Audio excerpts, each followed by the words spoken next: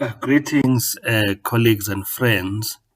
It is such a privilege and an honor to take this opportunity to greet you and to engage with you in a conversation on the role of Higher Degrees Committee. It is an aspect in higher degrees context that often creates a lot of tension and struggle, both for students who are candidates for postgraduate studies, masters and PhD, but also for supervisors. And so it is an area in terms of knowledge generation that is quite crucial. And I am honored and privileged to get an opportunity to talk to you and to engage in this conversation with you around issues concerning Higher Degrees Committee. Of course, we are in this era of a pandemic. At least we can still do what we love the most by the help of the online and platforms. And so we really, really appreciate the alternatives that could allow us to still do what we are passionate about. So greetings to you, colleagues and friends. Before I continue, introduce myself. My name is Emmanuel Mgqwashu. I work for the Northwest University in South Africa, and I am the director for faculty teaching and learning support in the Center of Teaching and Learning at Northwest University.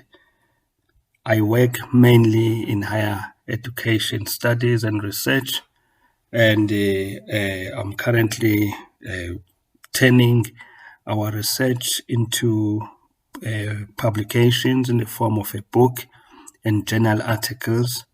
Our recent research that we conducted in the last 3 years is on rurality in higher education and transition of students from rural context into higher education.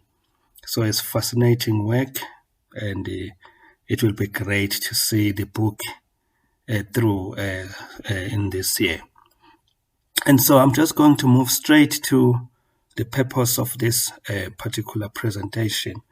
I think I do need to say before we continue, if one serves in a higher degrees committee, or what higher degrees committees are all about, it is important to appreciate the fact that serving in those committees or sending the students' work to that committee, the role of individuals in that committee is that of a reviewer.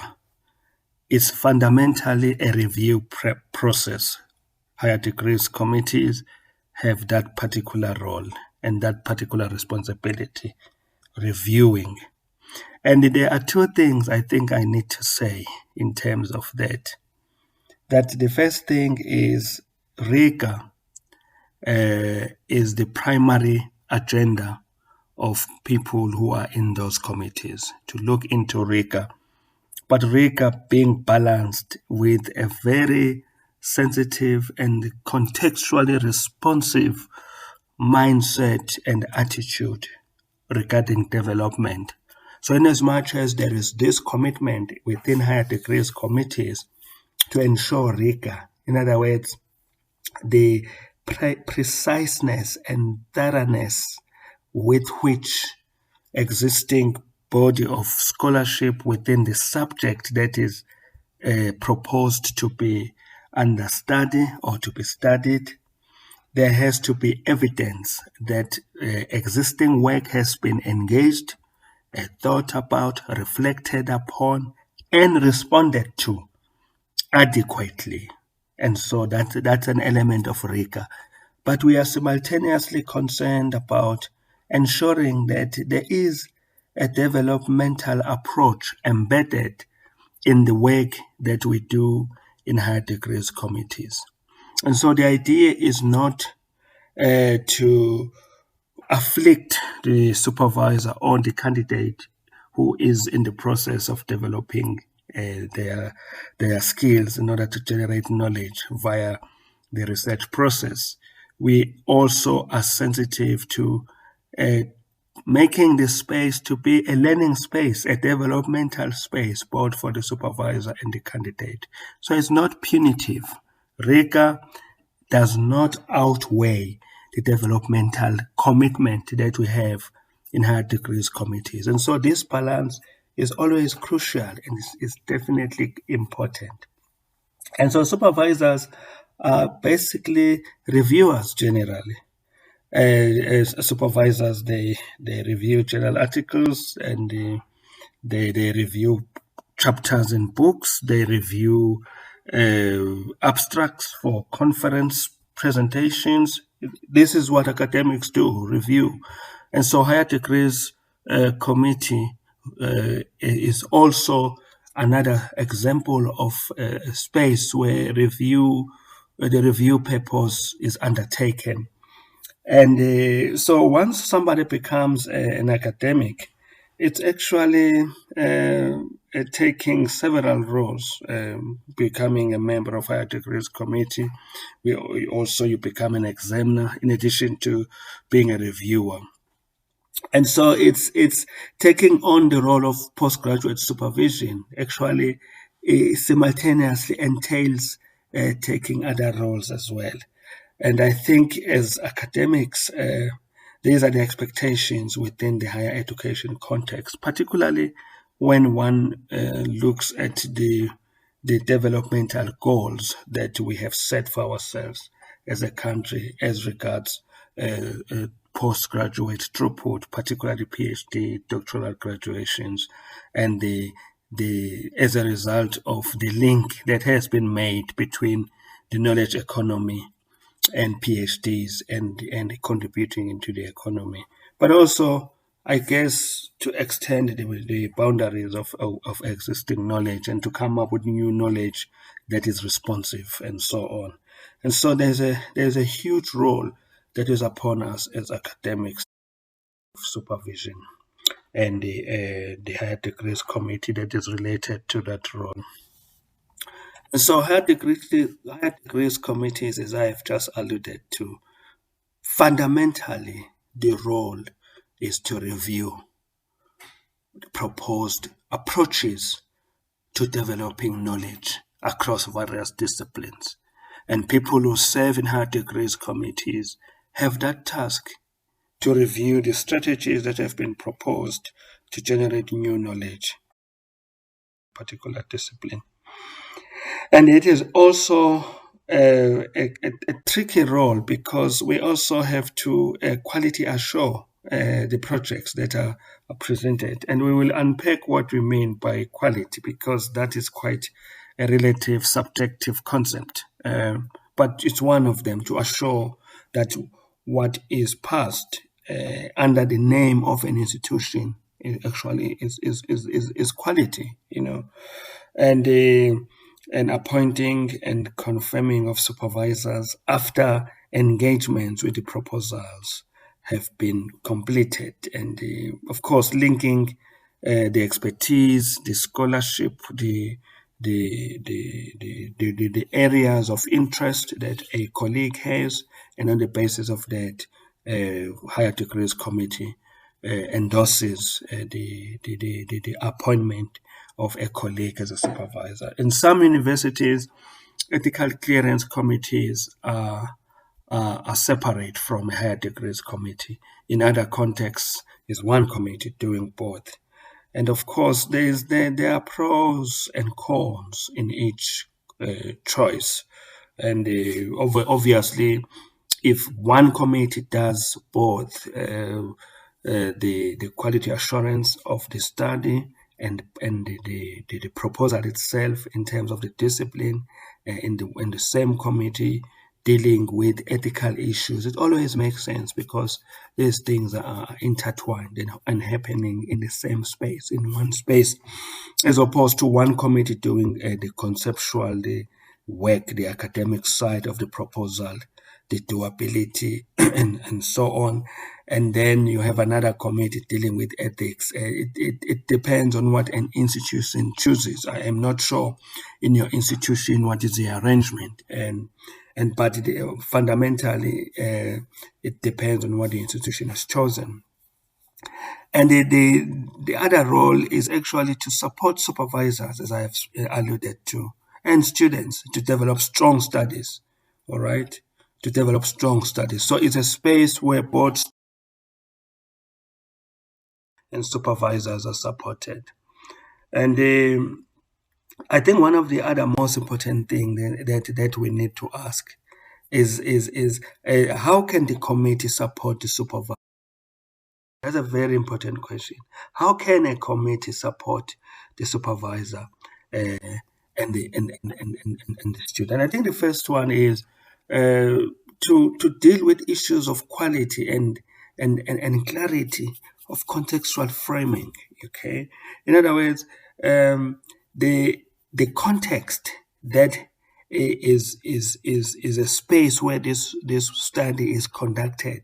Is it presented with clarity? Is it clear the variables involved in the context, the socio-political, psychological issues that are involved in the context, and have they been taken into consideration, and are they identifiable in the manner in which the study has been conceptualized and the methodology? So in other words, the choices that have been made methodologically, how do they speak to the issues that have been made visible as regards the context? What is the alignment between the methodological choices and what is to be resolved in the context?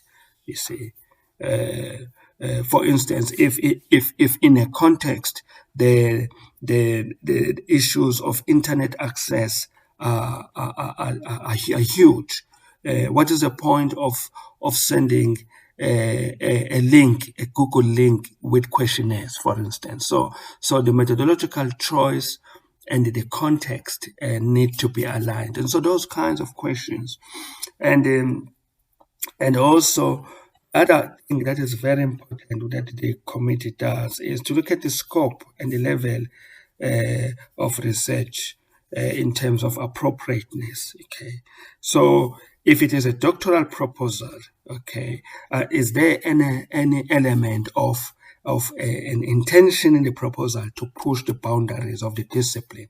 Then therein lies the contribution of the study.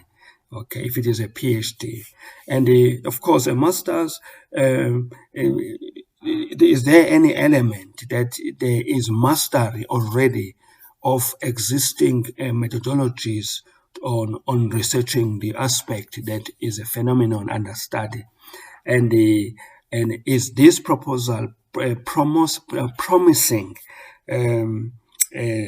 contributions in ways that are either methodological or conceptual or in whatever way?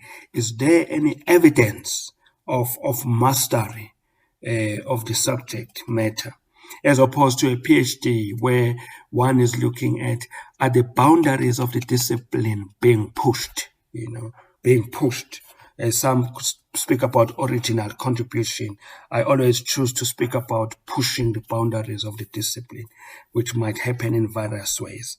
And also, the higher degrees committee needs to be clear what distinguishes half thesis from full thesis in terms of masters. Obviously, in terms of scientific aspects of rigor, that is the same, but it could be the length, it could be the scope of the study, it could be the number of participants, and it could be the kinds of questions that are asked.